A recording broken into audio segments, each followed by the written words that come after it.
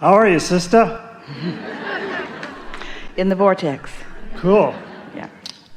First off, I just want to totally acknowledge you and thank you, and if I could, with all the beauty of nature, for the difference you've made in my life in the past few weeks. Yeah. Feels good to tune back into who you are, doesn't it? Yeah. Yeah, I had cancer in December, an operation, and I had many contrasts. Yeah. And your teachings helped me to so focus on on your decision to stick around here for a while because you got more stuff you want to do. Oh, yeah. Yeah. A long time. Yeah. Yeah. So I decided to focus on what I wanted. And by doing so, I made a discovery. I focused on that I wanted healthy cells. And the discovery I made was discovering what a healthy cell was. And I patented it. And I'm currently in the process of getting it tested. And in all likelihood, from everything I've seen, once it's verified, and it will be. Yeah, it will be. Cancer will be gone as a terminal disease in anywhere from 2 months to 3 years. So. Because you're putting the emphasis on wanted instead of unwanted. Absolutely. Yeah. You've been answering my questions before I even came here, which That's what the receiving mode is. Yeah, and so I had to keep changing my questions. And it evolved to the point where I made a game of questions for you. And I actually started interviewing people and asking them what they would ask God if they had God in front of them. Got some very funny answers. So I took the best of them and also the best of my own and put it into like 15 questions. All right. And I'll just trust that you know which is the best question for me at this Just point. give them to us one at a time. They'll be short answers. Okay. What question have you never been asked that would provide a significant and new contribution for living to our fullest, and how would you answer that question? Is it possible to be happy all of the time? And the answer is yes. Cool. If animals could talk, what would they say to us that would make a difference in our lives? Lighten up and leave me alone. Okay. Oh, here's a good one. Why do people laugh?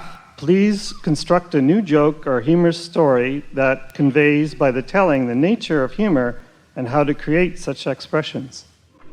People laugh because of the element of surprise.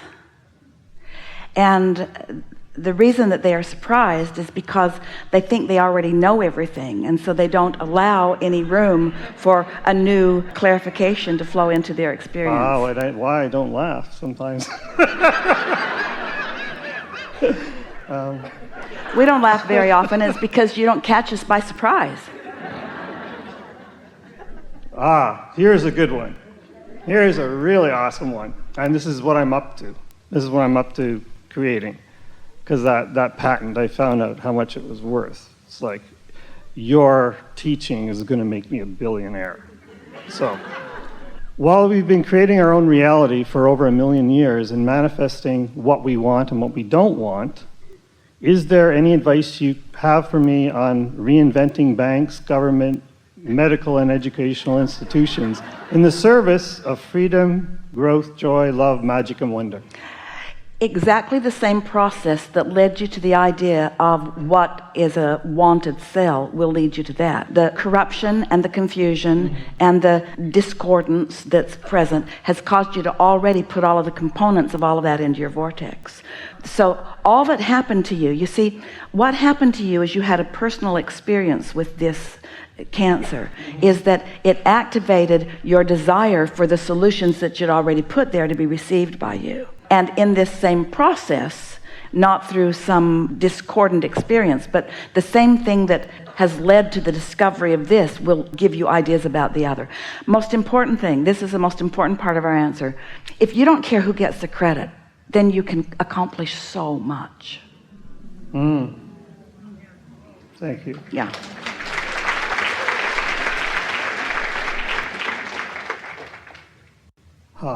This is actually three. Are you enjoying this?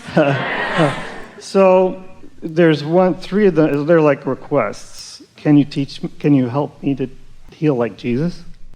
What he had going on was he understood the receptive mode. He might not have been calling it that, but through the process of meditation, that's what he did. So he accomplished the perspective of his own inner being, so that when you stood before him dripping your illness, he saw it not.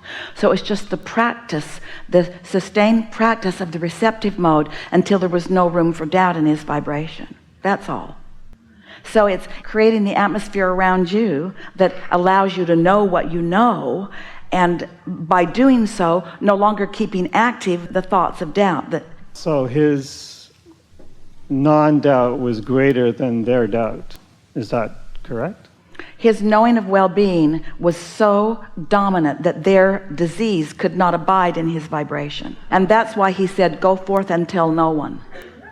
Because he knew if he went and talked to them, they'd talk him back into because we're not alone. We create our own reality, and it's around, and it will come back. So what we're really talking about here all day, and especially with this particular question, is just acknowledging how satisfying your connection is. And was he under the influence of source, or was he under the influence of the belief of the person who had the disease? He was under the influence of source. And anyone who's under the influence of source can do that, can do what he did. Was he under the influence of source when they nailed him up? There you have it. This is similar. Can you teach me to read the Akashic records like Edgar Cayce? If we don't want you to go back 20 years. Okay. So if you believe that the Akashic records are what's in the vortex, that's what we've been talking about all day long. So just don't try to read them all at once. Just get into the receiving mode and let what you're ready for flow to you at the perfect timing. Yeah. That's what I'm learning today. It's that's what I'm learning today. Yeah. I was wondering, if you would.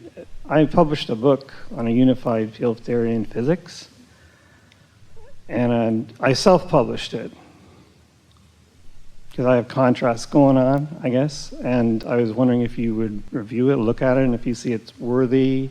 Of course it's worthy. Send it to a publisher. Yeah. Hay House. Okay. Okay. They're eating that up.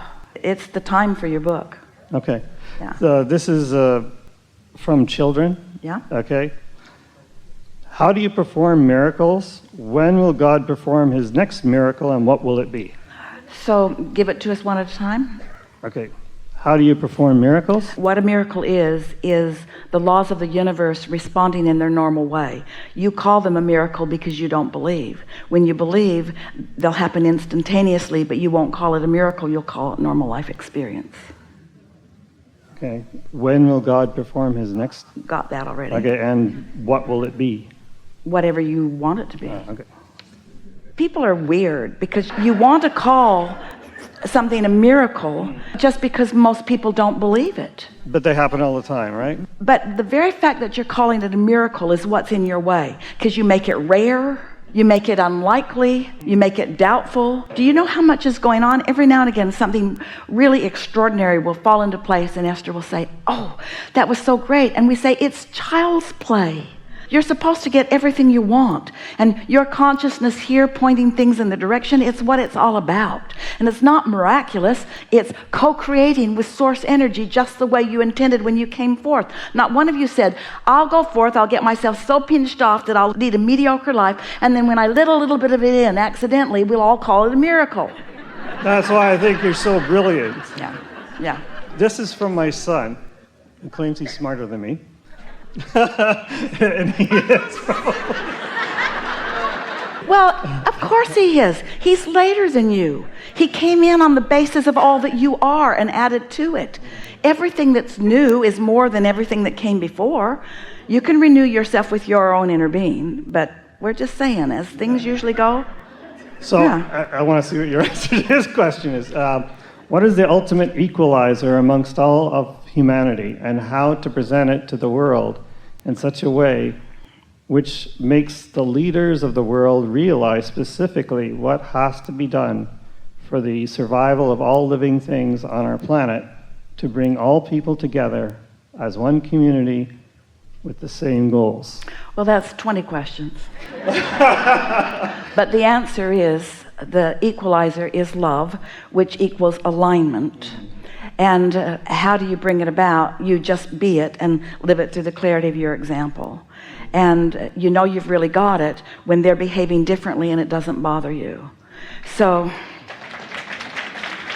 yeah. There's more there. If you want to read it again, we can fill in more details. But that's essentially what it's all about. Okay. Read the last 2 lines of it. What has to be done? Nothing. It's being done. For the survival of all living things. The survival is not in question or doubt. Joyous survival is the option. Survival is for sure. Satisfied or not is an individual question and answer. To bring all people together as one community with the same goals. Well, that would be the biggest mistake that anyone ever made. Because if you take the variety out of this fantastic contrasting experience, you would slow at best and stop altogether at worst all expansion. So don't root for that. Okay, I'll make sure he gets it.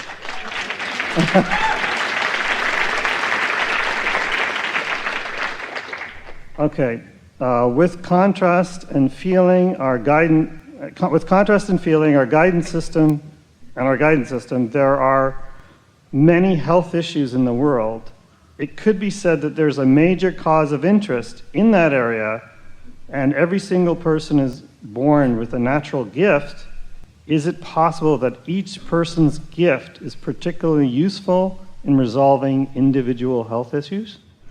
Well, you could say that there is a universal vortex, and so everything that everybody is living is going into that universal vortex. But individuals are creating their own reality, and any time that you start trying to make everything a big collective issue, that's when you get all balled up, because then you feel like you need to get the cooperation of the others and what they're about involved, and that will never happen. So if you can just separate yourself from what you think everybody else is living and what everybody else is wanting, and just focus upon the things that your own life produces for you, and then teach through the clarity of example how easy it is and how comfortable it is to get what you want, then through your example others may follow.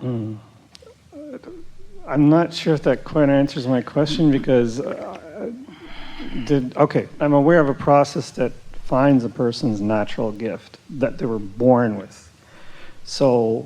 But that implies that you made all of the decisions about this experience before you got here, and that's just not true. Your natural gift, if you want us to identify something singular like that, your natural gift is alignment. Oh, so that would be a no, then, that if they have this gift, that they might create... Everyone's born with it and utilize it in varying degrees. And so they could get whatever health issue, but it doesn't necessarily relate to a contrast that they intended. You're making it so much more complicated than it needs to be. I do that.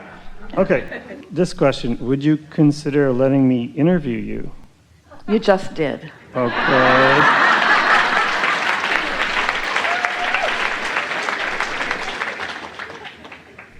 Maybe. That's a question for Esther's scheduling. Okay, well, and she's really busy having a lot of fun. Okay, well, I can send you information. If you promise fun, oh, absolutely, then she might consider it. Yeah, because I've done some things around similar to what you have done, but I've called it different things. Like I've called it law of success around we create our own reality. That we're powerful and we create. Good title. Yeah. Law of success, and law of success meaning law of being happy, law of joy. What's next? See the clock?